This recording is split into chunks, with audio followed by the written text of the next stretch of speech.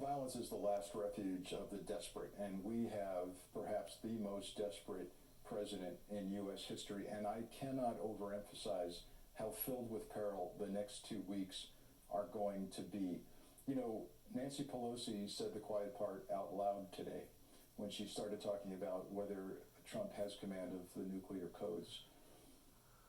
Look, ordinarily, as a security professional, I wouldn't want the Speaker of the House to express that clearly, but here's the truth. In cities around the world, the capital cities of our adversaries, places like Moscow and Beijing, that quiet discussion is taking place in hermetically sealed rooms where classified discussions of world leaders occur, and they're wondering the same thing. They're wondering who's in charge. So while we're focused on the domestic threat, and we should be, please understand that I'm even more concerned that our adversaries are talking right now about whether it's time to move. Now, what does that mean? I'm not implying that we're going to see an invasion of U.S. territory, but what I'm saying is that we just witnessed the largest cyber hack and intrusion in the history of the United States, and that is nothing compared to what Russia or China could do if they really wanted to hurt us. And if we think that Russia and China are going to stay quiet and not effect incursions into targeted territories that they've had their eyes on, that they're not going to invade other territories, that they're not going to test our defense systems, we would be foolish to think that this isn't the moment in time that every adversary has been waiting for.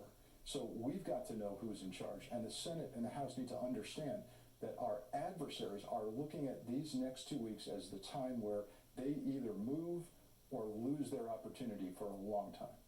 Frank, President-elect Biden described the event as domestic terrorism.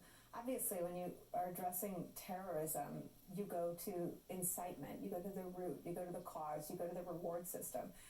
NBC News has clarified some reporting from earlier saying that an investigation into the incitement of the insurrection has not been ruled off the table. Obviously, the Justice Department will be under new management in 11 days. Do you think that an investigation and following the facts around incitement is necessary?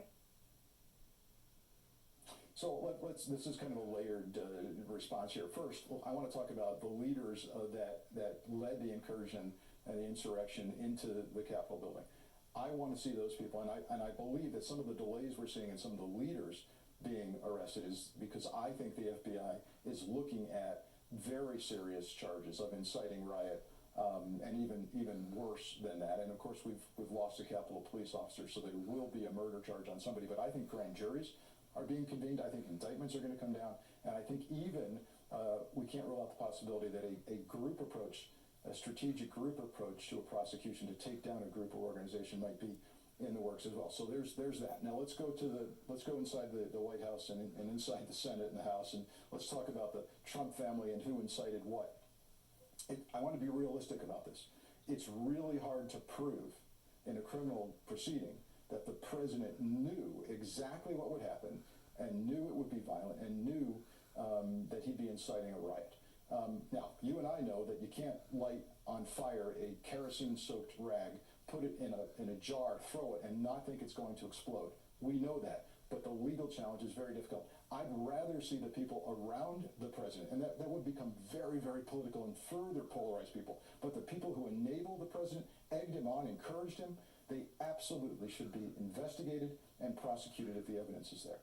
Just real quick, I mean, if I were a defense attorney, I would quote Mike Flynn at an event Tuesday night, Rudy Giuliani at the event Wednesday, and Kimberly Guilfoyle, Donald Trump Jr., and Donald Trump himself at the event moments before the insurrection. Rudy Giuliani used the word combat, right? We failed in the courts, now we need trial by combat. That kind of language to an incensed crowd is fuel on fire, and I think there need to be consequences for that.